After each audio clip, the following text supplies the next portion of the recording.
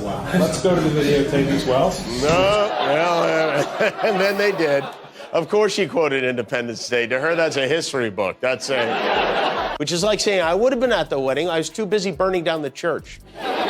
She very conveniently failed to recall a great deal of what she said, but fear not, because Big Pharma is hard at work to make sure she never forgets the things she didn't actually forget. Bring me my writing desk, will you? Thank you. And Guillermo, thank you. Bring me my writing chair.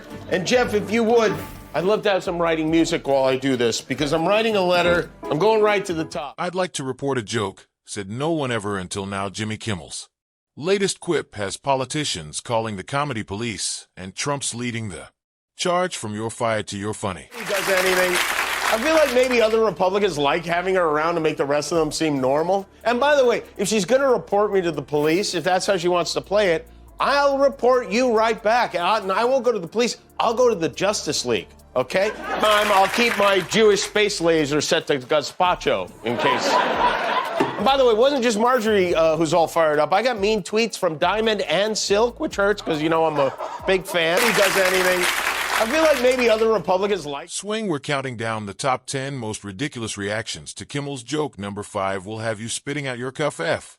Quick favor before we move on. If you appreciate this content, consider giving this video a like and subscribing to the channel. Believe it or not, more than 92% of viewers haven't subscribed yet. It's free and only takes a second, but it means the world to us. So did you subscribe already? Great. Thank you so much for your support. Now back to the video. Threat of violence against me by Jimmy Kimmel has been filed with the Capitol Police. By the way, if she's going to report me to the police, if that's how she wants to play it, I'll report you right back. And I won't go to the police. I'll go to the Justice League, okay? Dear, I'm writing about a woman who might be a supervillain.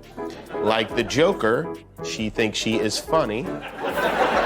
And like the Penguin, she is 5 foot. Do you know what a vomit you have to be to get called out by Marjorie Taylor Greene? All right, folks, buckle up, because we're about to dive into the joke that broke the internet and Marjorie Taylor Greene's brain. Remember, when jokes were just jokes? Well, those days are gone, my friends. Our late-night hero, Jimmy Kimmel, decided to drop a zinger about MTG, and boy, did things escalate quickly. Picture this: Kimmel's on stage doing his thing when he lets loose a quip about our favorite Georgia peach. Now, most politicians would brush it off, maybe fire back with a tweet, but not our MTG.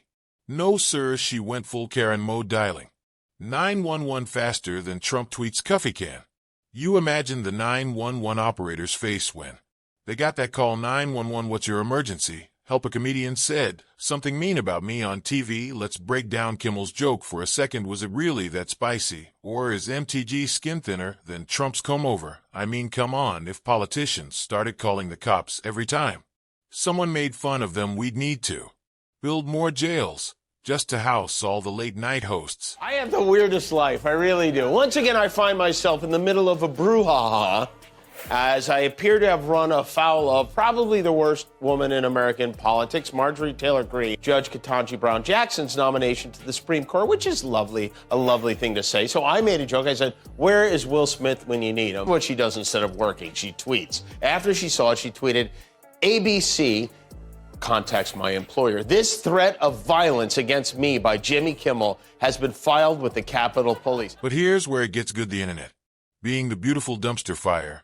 that it has exploded with memes. Suddenly, MTG reports knock knock joke to FBI was trending faster than Trump's excuses after a failed business venture. People were having a field day. One meme showed MTG filing a police report against a chicken for crossing the road. Another had her calling the Ghostbusters because someone said boo. And Kimmel, our boy Jimmy, wasn't about to back down. His response was pure gold. Officer, I'd like to report a joke. Played even dumber than she actually is. Are you or a loved one struggling to remember whether you incited a deadly insurrection? I do not recall. I have remembered. I don't recall. Have you left the house and forgotten to turn off your Jewish space laser? Or if you have waited longer than 4 hours for JFK Jr. to come back from the dead?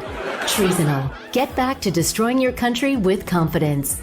From the makers of Nasonex Horseman. Played even dumber than she actually is. Are you or a loved one struggling to remember? Mic drop. It's like he took a page right out of the How to Make a Politician Look Silly handbook. Grumpy Trumpy must be so proud, but wait, there's More, this comedy show is just getting started because when you poke the bear, or in this case, the blonde banshee, you better believe there's going to be some growling.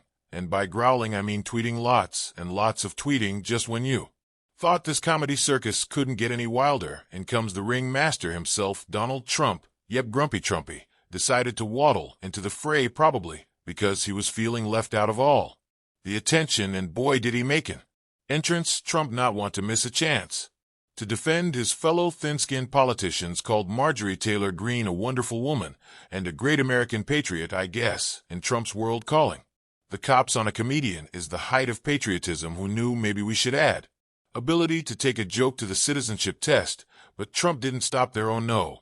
He had to go and call Jimmy Kimmel a failed comedian. Talk about the pot calling the kettle orange. I mean, has Trump ever looked in a mirror? His whole presidency was like a bad SNL sketch that went on for 4 years. Then came the tweet storm. Trump's fingers must have been working overtime, pumping out more caps lock than a keyboard factory. During rush hour, it was like watching a toddler have a meltdown in the cereal aisle, but instead of Fruit Loops, it was about late-night TV. Let's play a drinking game. Take a shot every time Trump uses sad fake news or witch hunt in one paragraph. Actually, on second thought, we don't want anyone getting alcohol poisoning. But here's where it gets good. The comedy world decided to unite faster than you can say. Cough. Colbert, Noah, and the whole late night gang joined Team Kimmel. It was like the Avengers of comedy assembling to fight the forces of humorlessness.